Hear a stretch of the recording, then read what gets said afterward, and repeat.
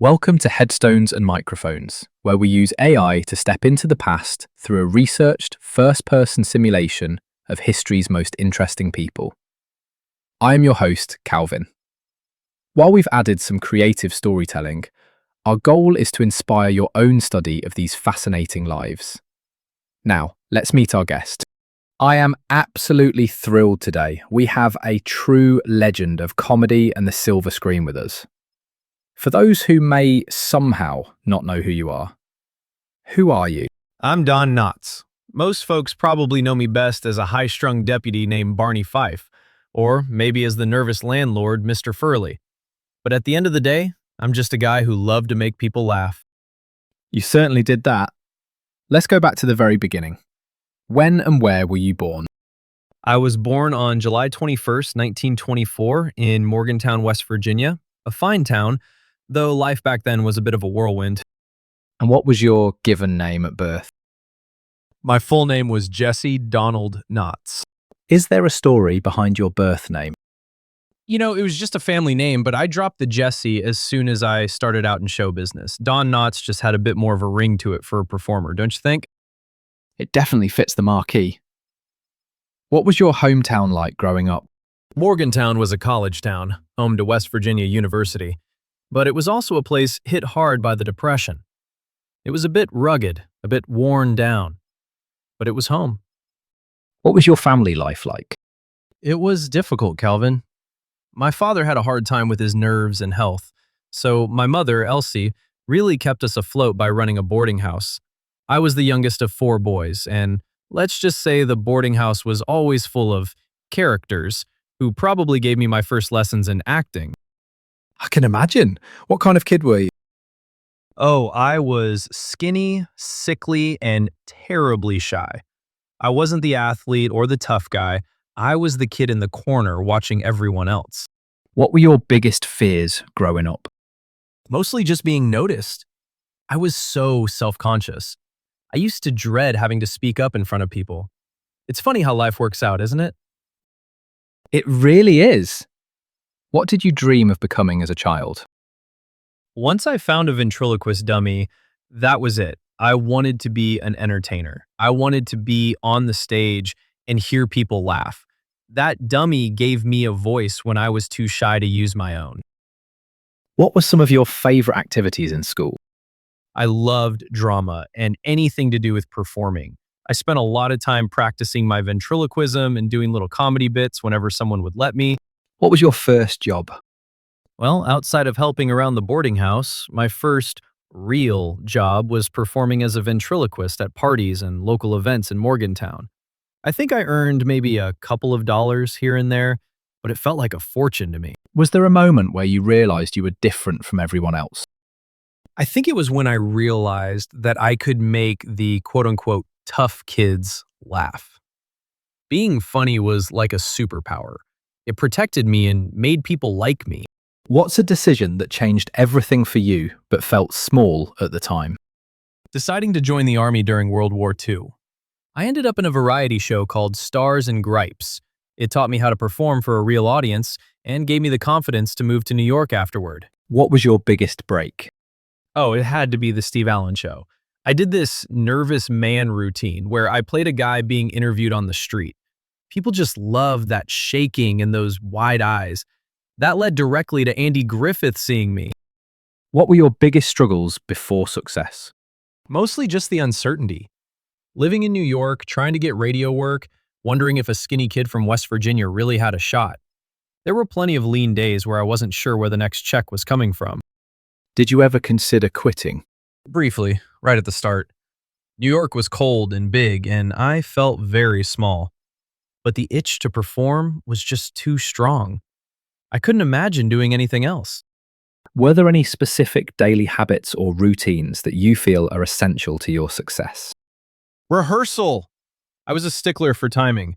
People think Barney Fife was just natural, but I worked on those expressions and the timing of every nip it in the bud until it was just right. What job would you have had if fame never happened? I might have ended up teaching. I liked the idea of sharing what I knew, though I think I would have been a very nervous teacher. What was your life like before fame? It was a lot of auditions in small clubs. I played a character named Windy Wales on a radio western called Bobby Benson and the B-Bar B Riders.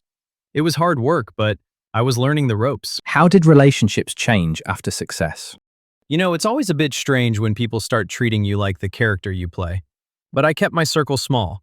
I remained very close with Andy Griffith. He was like a brother to me until the very end. Did fame bring happiness? It brought security and the joy of knowing I'd made it. But happiness mostly came from the work itself, the feeling of a live audience laughing in unison. What was the downside of becoming famous?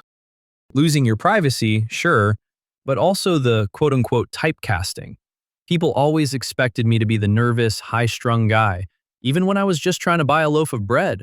What misconceptions did people have about you? That I was actually Barney Fife.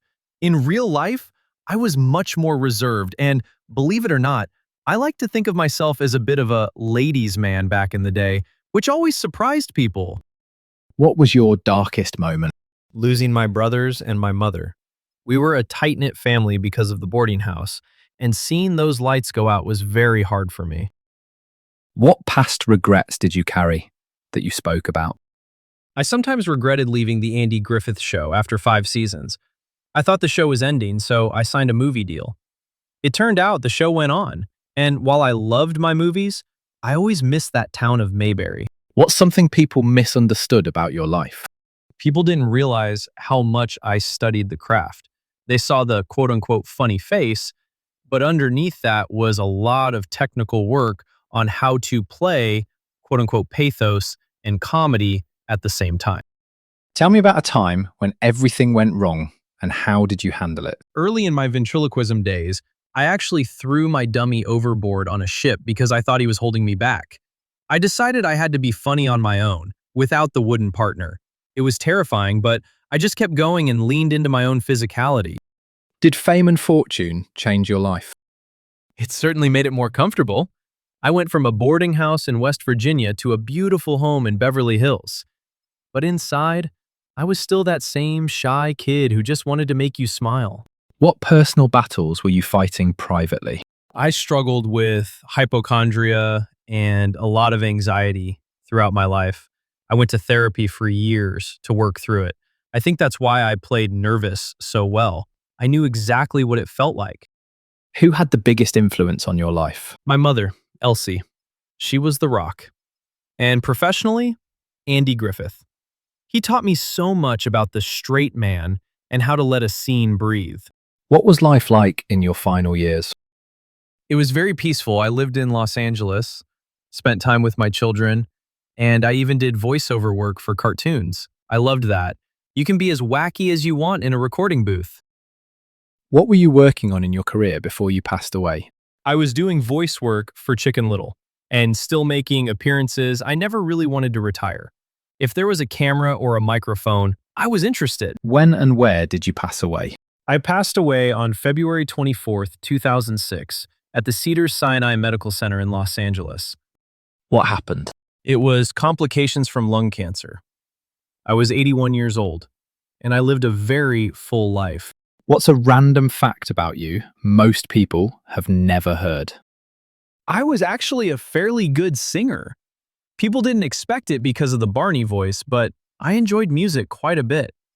What's the craziest rumor ever told about you? There was a rumor that I was a drill sergeant in the Marines. Can you imagine me screaming at recruits? Nip it in the bud, private. No, I was never a drill sergeant, but I always got a kick out of that one. What was your most unique habit? I would often talk to myself to work out the timing of a joke.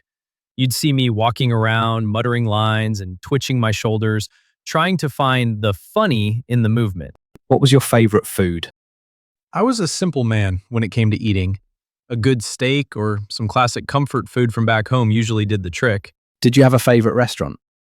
In Los Angeles, I spent a lot of time at the Palm. It was a great place to see friends and enjoy a quiet meal. What was your favorite book? I enjoyed biographies. I loved reading about other performers and seeing how they navigated the crazy world of show business. Did you have any known rivalries? Oh, heavens no. I tried to get along with everyone. The comedy world is too small for rivalries. Tell us a story nobody talks about. During the Stars and Gripes tour in the Army, we performed in some very dangerous areas in the Pacific. There were times when the show must go on meant performing while you could hear the distant sounds of battle. It puts a lot of things into perspective. What's your funniest behind-the-scenes moment? On the set of the Andy Griffith Show, Andy and I would get into these laughing fits where we couldn't even look at each other. They'd have to stop filming because every time we made eye contact, we'd just lose it. Did you ever prank someone? Andy was the big prankster. He'd hide my clothes or put things in my dressing room. I was usually the victim of the pranks, rather than the one pulling them. What was the most outlandish purchase you made? I wasn't a very flashy guy, but I did enjoy a nice, comfortable car. Nothing too crazy, just something that felt like success.